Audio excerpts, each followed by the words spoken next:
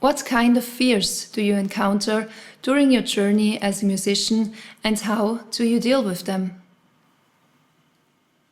To me, it all starts with not being in the moment. So the fears are usually not coming from the situation, but they're coming from a conditioning around the situation. So just to give you an example, the mind usually goes into the future or in the past. And which really helps is if you're breathing on stage, for example, you breathe consciously, you start breathing, and you're in the moment, and then you look at the people. I mean, some people don't like to look at the people in the audience, yeah.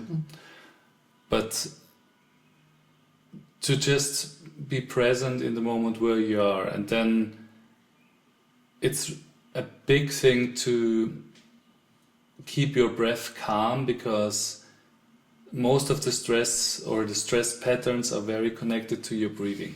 It's also how you practice. If you practice something, it doesn't matter, on guitar, piano, whatever, and you start to breathe irrationally, or you hold your breath, or you do other things, then you know that you're not relaxed while you do this. Yeah. And of course, this is a huge topic. How you deal with your fears and things that are coming up. But I would just use what I said as an entrance point to the whole discussion. Yeah. I mean, there's so many aspects. You can be frightened on stage. You know, you can experience fear on stage, which everybody knows is called stage fright.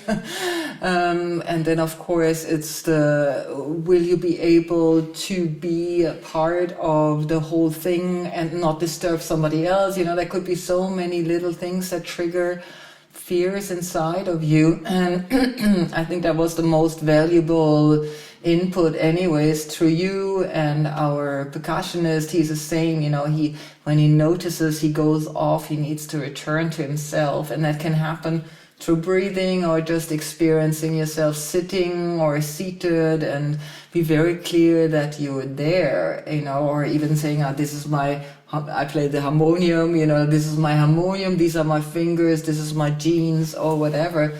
These things can trigger for you to come back right where you are, and that things are as they are. And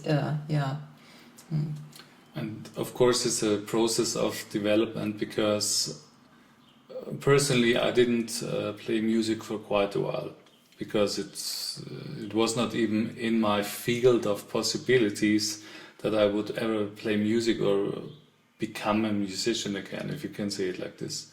And then through circumstances, my life's path changed, and I started to play again.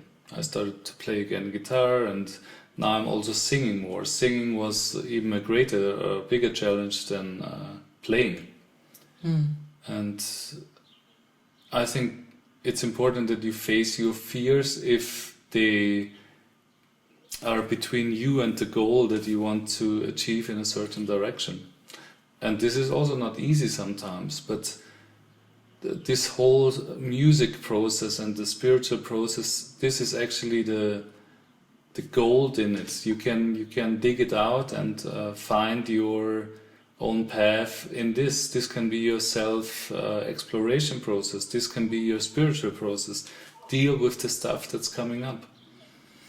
Absolutely, and I think you see that with Bright Musician anyways, you know, that the people who stick to music as a self-expression, they do that because they notice it does something to themselves. That's at least what I observe.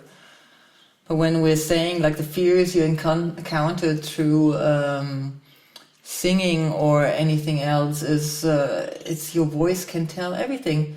Everybody can instantly hear any nuance that shifts in your voice and can figure out intuitively where you're at with things. So it's very scary to be almost naked through your voice in presenting a song or recording a song or anything like that.